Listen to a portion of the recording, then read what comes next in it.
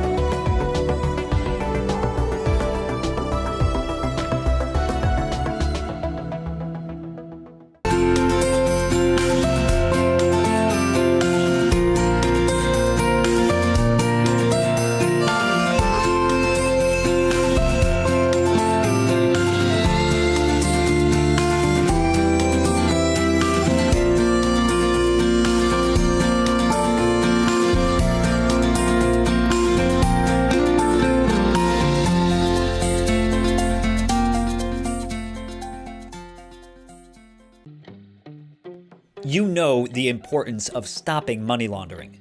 You know how easy it is for something to slip through the cracks, and how tough the fines can be when it does. You know that while digital banking presents new opportunities, it's also a gateway for new types of fraud, which can lead to reputational damage and financial loss. FICO's financial crime solutions provide integrated end-to-end money laundering compliance, so your team can stay productive while effectively managing the financial crime risk. Learn more at fico.com.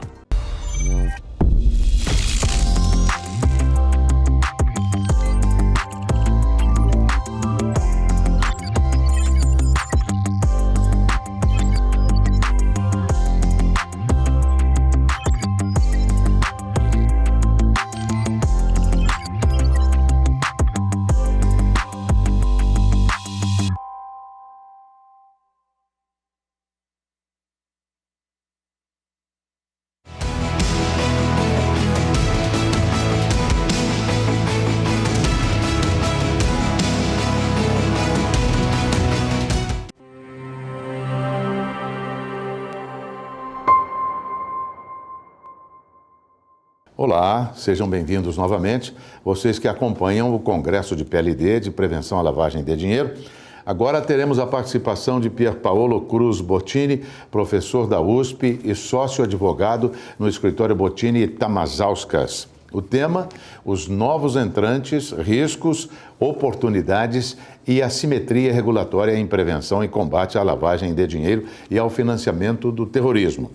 Participa também Rubens Sardenberg, diretor executivo de Economia, Regulação Prudencial e Riscos.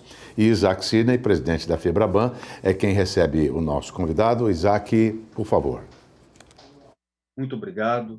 Eu quero aqui registrar a satisfação de poder retornar e participar do segundo dia deste encontro da FEBRABAN para debatermos PLD, Prevenção à Lavagem de Dinheiro. Hoje temos a grata satisfação de receber um dileto amigo, o advogado criminalista Pier Paolo Bottini.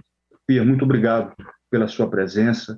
De fato, nós temos muita certeza que você vai enriquecer e contribuir para esse debate. O Pier vai falar para a gente sobre tendências de prevenção à lavagem de dinheiro no mundo diante das novas tecnologias.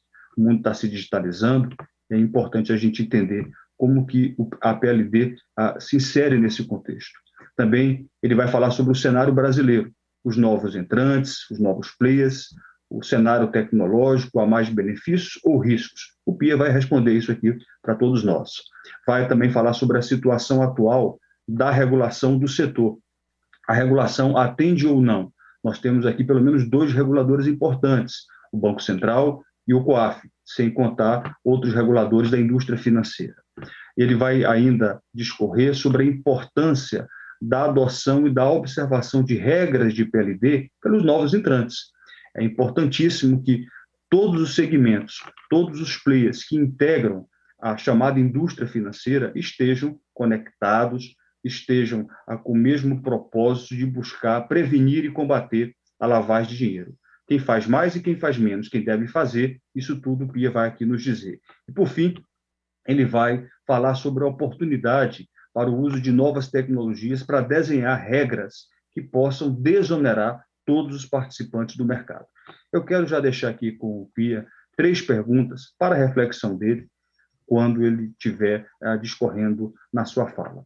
Quando nós tratamos de PLD, a gente tem uma certa convicção de que quanto mais robustos e mais convergentes forem os controles de todos, eu estou me referindo a bancos, fintechs, instituições de pagamentos, mais protegido estará todo o setor financeiro, mais protegida estará a população. Eu disse ontem, na minha fala de abertura neste congresso, que as áreas de PLD dos bancos não competem entre si, não são concorrentes. Nós sabemos que onde estiver o elo mais fraco dessa corrente, será por ali que o criminoso de ilícitos financeiros vai fazer com que o dinheiro sujo do crime ele passe a contaminar todo o setor.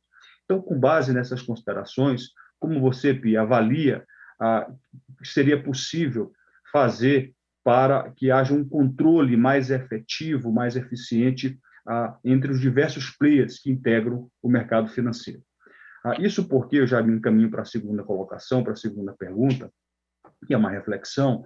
A assimetria regulatória, ela não deve existir, nem mesmo quando nós estamos falando de prevenção à lavagem de dinheiro. Aliás, principalmente na prevenção no combate a crime.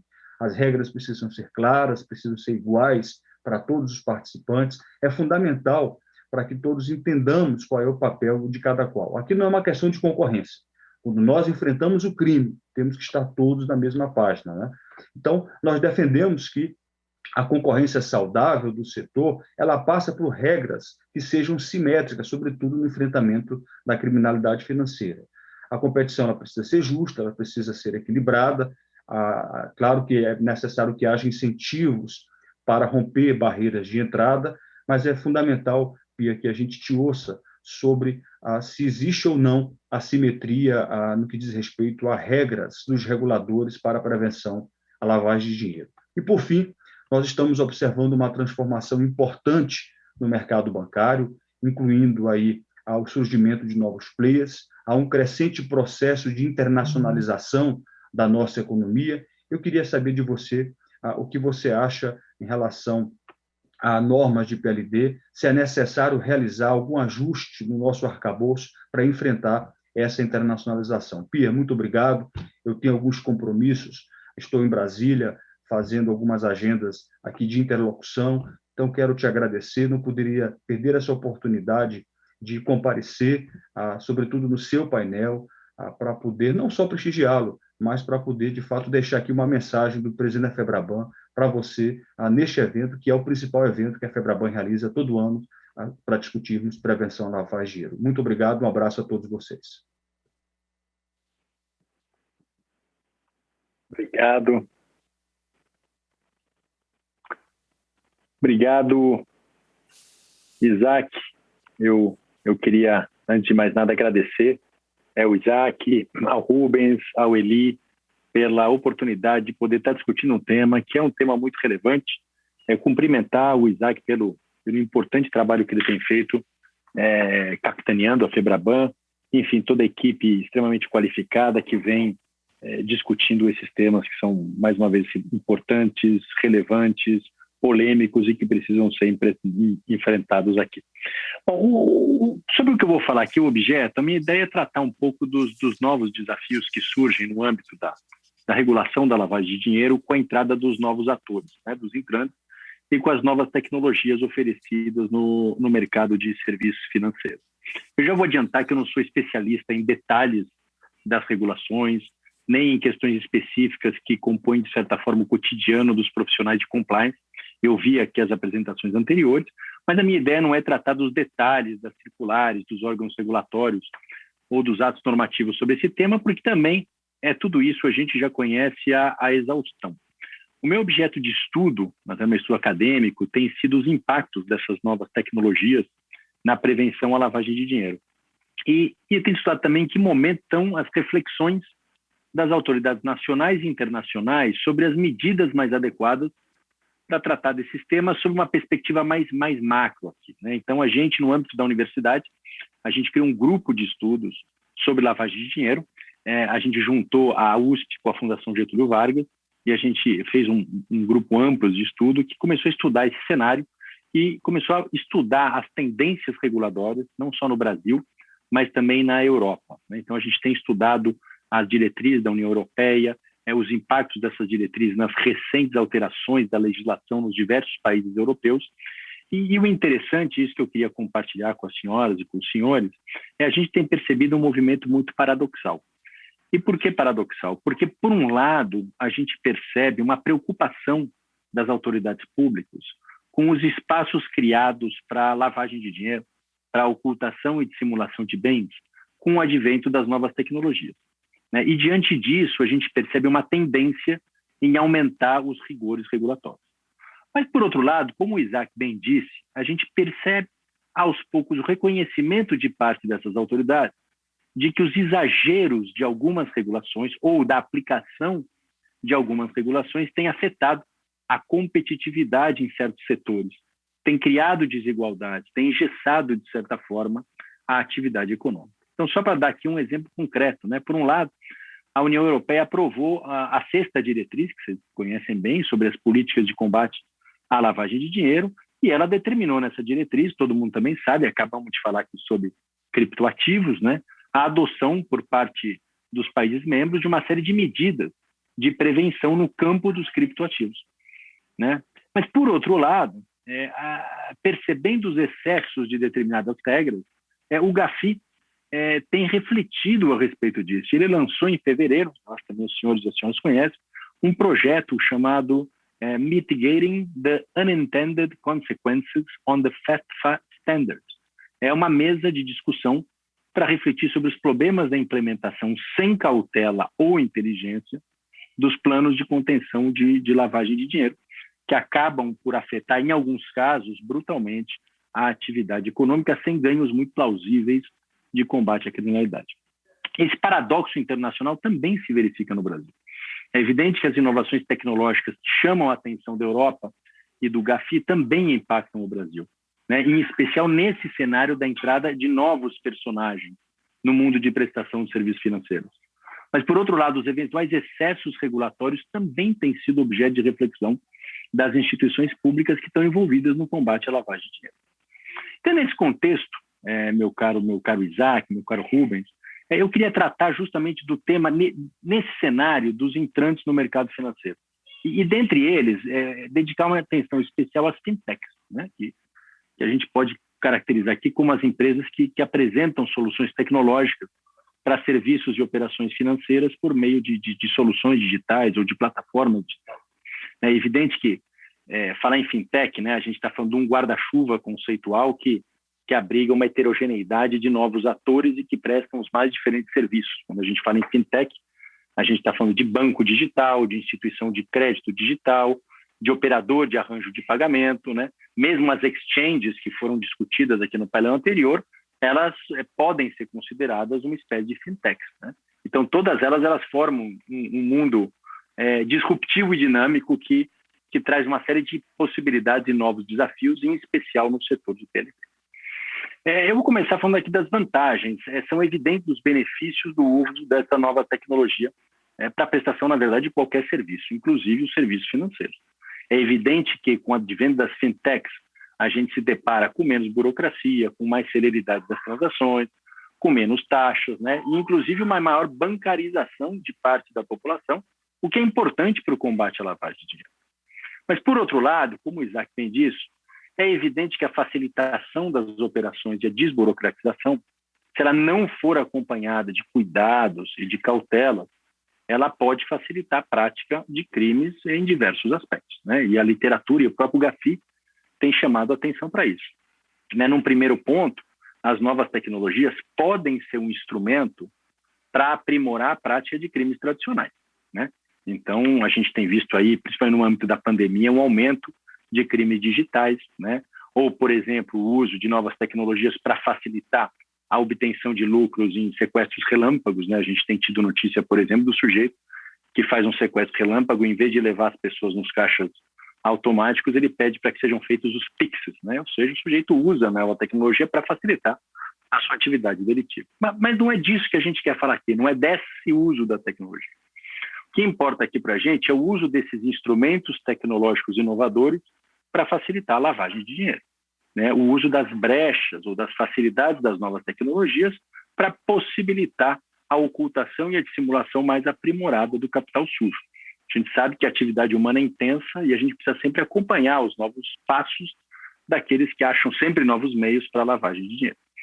E nesse cenário, Rubens, as autoridades têm buscado regular, com os cuidados necessários, a atividade, inclusive, dos entrantes, que oferecem esses novos serviços tecnológicos. Então, surgem a cada dia, né, novos âmbitos de regulação, que são, evidentemente, bem-vindos quando acompanhados das precauções para não engessar a atividade econômica, para não impedir o desenvolvimento tecnológico. E a gente pode dizer, se a gente quiser analisar essa regulação aplicável aos entrantes, a gente pode dividir os entrantes em duas grandes categorias. Eu vou fazer uma generalização aqui, é evidente que a própria literatura especializada faz outras subdivisões, mas a gente pode dizer que tem, por um lado, entrantes que exercem atividades financeiras e são consideradas instituições financeiras ou instituições equiparadas a instituições financeiras, em especial para fins penais, né? Então, a Lei 7492 de 86, conhecida de todos, diz que tem essa característica de instituição financeira, a instituição que capte, intermedie ou aplique recursos de terceiros. Então, aqui, dentre estas e as equiparadas, estão os bancos digitais, as fintechs de seguro, de câmbio, de consórcio, dentre outras. E para essas instituições, não tem grandes novidades regulatórias, né? Evidentemente, para ela, se aplicam as mesmas normas que regulamentam as instituições tradicionais. Então, a 7492, a Lei de Crimes Financeiros, a Lei de Lavagem de Dinheiro, né, com todas as suas obrigações previstas ali no artigo 9º, no artigo 10º, 11º, e aquelas regras específicas, como aqui, por exemplo, a já citada carta circular, as cartas circulares do Banco Central, que não se aplicam, na verdade, só às instituições financeiras, mas a todas as instituições que precisam de autorização do Bacen para atuar, e as regras específicas, né? Então, por exemplo, para as entidades de arranjo de pagamento, né, que foram melhor regulamentadas pela Lei 12.865, a gente tem a resolução 4656, 4657 do Conselho Monetário Nacional e assim por diante. Por outro lado, existem entidades que apresentam novidades tecnológicas para a prestação de serviços não necessariamente equiparáveis a instituições financeiras, mas que são listadas no artigo 9º da Lei de Lavagem de Dinheiro, né? Então, por exemplo, empresas de negociação de cobrança de dívidas, de negociações de valores mobiliários, fintechs que apresentam serviços de leilões, né? É evidente que, embora algumas delas não tenham a característica de instituições financeiras, elas estão submetidas, por exemplo, à Lei de Lavagem de Dinheiro. Elas têm os deveres legais de Know Your Client, de comunicação dos atos suspeitos ao COAF, elas estão submetidas às regulações específicas sobre prevenção à lavagem de dinheiro previstas nos seus entes regulatórios próprios. né? Então, a gente pode estar falando aqui da CVM, da SUSEP, ou pelo próprio COAF, quando não exista esse ente regulatório. Então, evidentemente, a regulação aqui, ela existe, ela é aplicável a depender da natureza do serviço prestado por essa fintech. E mesmo, é importante que se diga, Rubens, mesmo no caso das sandboxes, que é aquele ambiente temporariamente e excepcionalmente não regulado, criado aí em alguns casos pelo Banco Central, pela CVM, para que alguns projetos escolhidos façam testes aí da sua implementação, é evidente que ainda nesses casos vige a lei de crimes financeiros e a lei de lavagem de dinheiro, que não pode ser deixada de aplicar por conta de atos normativos específicos. Então, em todos esses ambientes, existe uma regulação muito clara, muito importante e aplicável.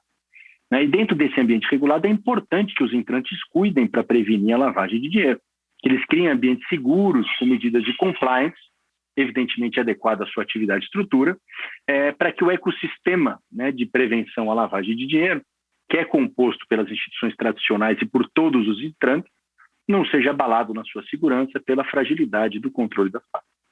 Então, nessa linha é fundamental que os entrantes tenham sistema de compliance, de prevenção à lavagem de dinheiro, sempre proporcional à atividade que eles desempenham, ao seu apetite ao risco, mas que tenham sempre aquele denominador comum, aquela base comum que é exigida em qualquer uma dessas atividades, né? E aqui, isso foi falado aqui durante esses 2 dias que eu acompanhei os debates.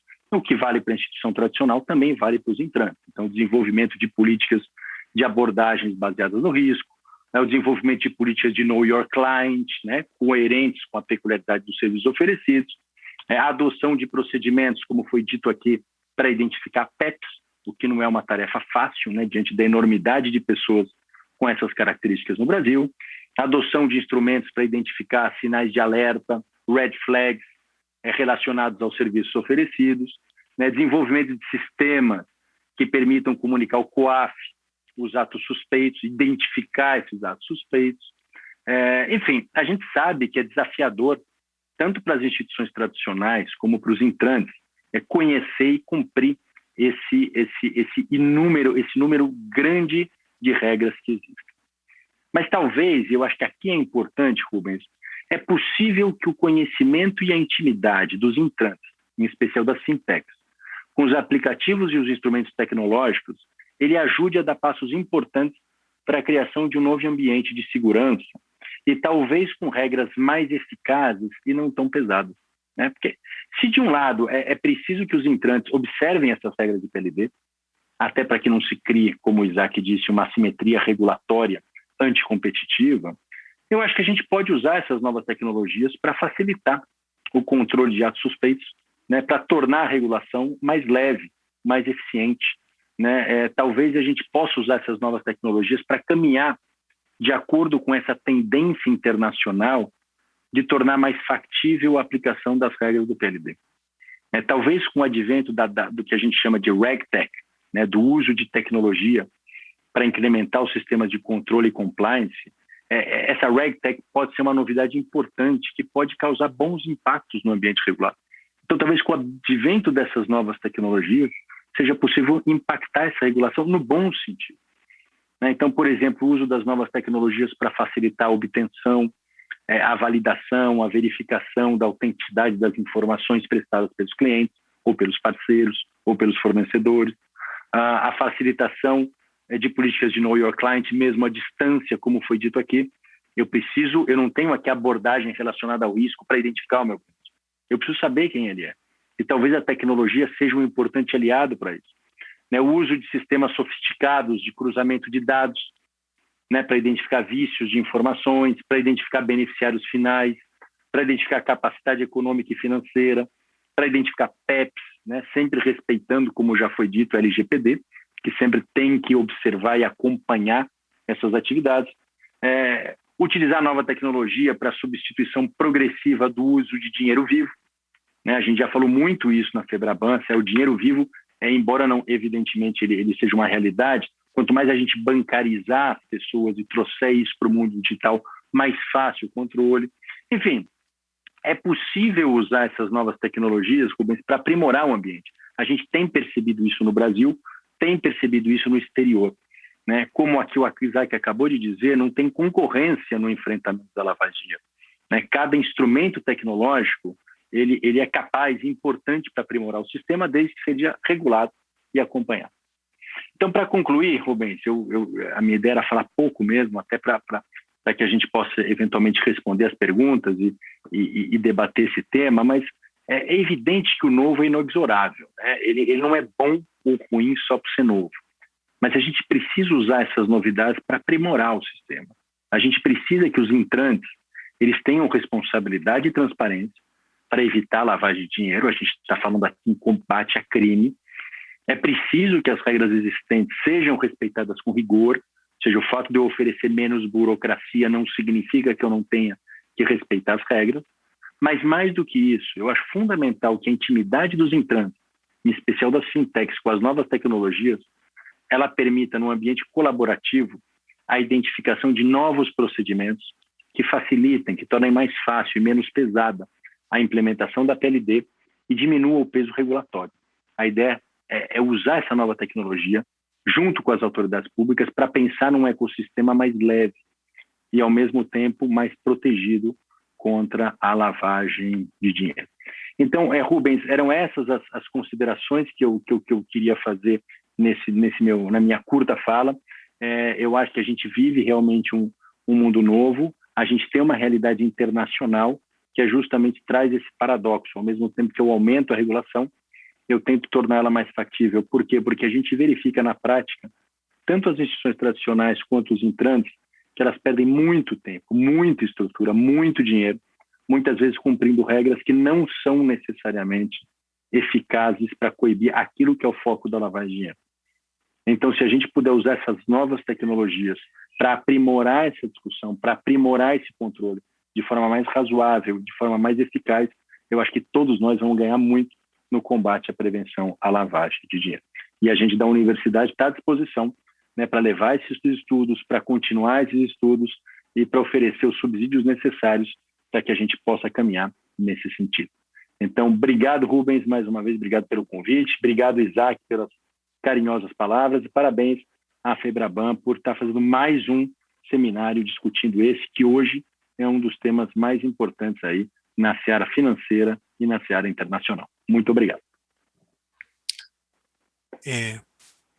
Bom, Pier Paolo, muito obrigado aí pela, enfim, muito boa, parabéns pela apresentação, acho que muito clara, e você, enfim, tocou aqui em muitos pontos que são, enfim, muito relevantes aí, e como você fez várias menções que foram discutidos ao longo aqui do Congresso, né? Acho que, infelizmente, a gente tem pouco tempo aqui, e a gente vai ter o painel em seguida de encerramento, mas eu, enfim, não queria passar sem lhe perguntar porque acho que você colocou muito bem essa questão né, a ideia de que, ao mesmo tempo, você permitia a entrada de novos competidores, ao mesmo tempo a preocupação com a manutenção do rigor, a parte de prevenção. Você mencionou a questão também da assimetria, que é um tema muito caro, eu acho, nesse momento que a gente está vivendo, que diz respeito a muitos aspectos da competição, diz respeito à questão, a gente sabe também na questão de PLD, mas também tem uma questão importante que o Isaac mencionou, e que tem aparecido, que é essa ideia do elo mais fraco, né? A ideia de uma... Nós temos aqui um problema, porque você tem elos que são, a gente sabe que se num trabalho cooperativo como esse de PLD, se você tem elos fracos, você, na verdade, está vulnerabilizando todo o sistema, né? Então, acho que o uso de tecnologia, você tem toda a razão, mas, assim, a ideia, quer dizer, tem uma preocupação especial com estes pontos, com estes elos de vulnerabilidade, né? Aí, te perguntar, assim, como é que você vê, do ponto de vista dessas atividades, né, se existe aí alguma maneira de você tomar uma precaução especial com relação a isso, algumas atividades, alguns focos mais importantes. E para terminar, como a gente tem pouco tempo, quando você olha os países, assim, tem algum que te chama a atenção? Você mencionou a OCDE, mas tem algum país que chama a atenção, que valeria a pena a gente olhar com relação a esse aspecto? Acho que é isso. Assim, falei aqui, te coloquei várias questões, mas aí te peço para ser breve na resposta aqui com o nosso tempo, por conta do nosso tempo. Serei, Rubens. Eu acho que esse é um tema muito importante, difícil de ter resposta simples para ele, né? Porque a heterogeneidade dos serviços, a heterogeneidade dos personagens novos, ela impede uma resposta única, né? Mas a ideia é justamente essa, ou seja, eu não posso facilitar a entrada do dinheiro sujo, porque na medida em que ele entra, é evidente que fica muito mais fácil a ocultação e a dissimulação. Então, essa porta de entrada ela precisa ser muito cuidada. Daí, justamente por isso, quando eu estou diante de um entrante que oferece um serviço com característica de serviço financeiro, ou seja, que tem um potencial para dar uma aparência de licitude a um dinheiro ilícito, a eles as mesmas regras são aplicáveis. Então, é importante que, se você está oferecendo esse serviço, você precisa cumprir todos os estándares de compliance, de know your client, enfim, com o uso da tecnologia, mas, evidentemente, as regras elas devem ser cumpridas para que, efetivamente, esse elo fraco não facilite a criação de um sistema aí, eficaz para a lavagem de dinheiro. É justamente isso que todo mundo quer combater. Sobre os países, eu acho que com essa sexta diretiva da União Europeia, é importante que a gente acompanhe as alterações das legislações, né? Então, por exemplo, a Alemanha acabou de fazer uma alteração muito grande na lei de lavagem de dinheiro, a Espanha acabou de fazer uma alteração muito grande na sua lei de lavagem de dinheiro. Todos os países, de certa forma, estão alterando as suas leis para incorporar essas regras da sexta diretiva, em especial a respeito aos criptoativos. Né? E os Estados Unidos também tiveram alterações importantes. Eu acho que o ponto central aqui, e talvez aonde uma das nossas atenções deva se fixar, é justamente nas exchanges de criptoativos, né? A gente sabe que tem uma regulação da Receita Federal, mas a gente ainda não tem uma regulamentação do Banco Central referente à prevenção à lavagem de dinheiro. Eu sei que é difícil dar esse passo para não engessar esse tipo de mercado, que é um de mercado dinâmico, um de mercado relevante, mas ele também não pode ser a porta de entrada para a prática de lavagem de dinheiro. E talvez aqui a figura das exchanges seja justamente um ponto aonde a regulação tem que incidir. Então, se fosse escolher aqui um tema para a gente discutir e aprofundar posteriormente, seria efetivamente os criptoativos e o papel das exchanges na prevenção à lavagem de dinheiro. Então, Pedro Paulo, mais uma vez, muito obrigado. Os convites aqui já estão aceitos, então aqui eu acho que já queria infelizmente, como eu disse, a gente tem muito pouco tempo, a gente vai encerrar por aqui para a gente partir para o painel de fechamento. Queria te agradecer muito a participação, já deixo aqui um convite para você para o 12º Congresso. A gente vai ter ainda com mais tempo para a gente explorar todos esses pontos, e também ficar aceito aqui o convite para a gente estreitar esse relacionamento aqui do setor, dos bancos, da Febraban, com a academia aí, com a USP, com a FGV, que eu acho que vai ser muito enriquecedor, tá bom? Então, mais uma vez, muito obrigado, parabéns e até a próxima. Obrigado. Obrigado, Rubens, obrigado a todos, um abraço.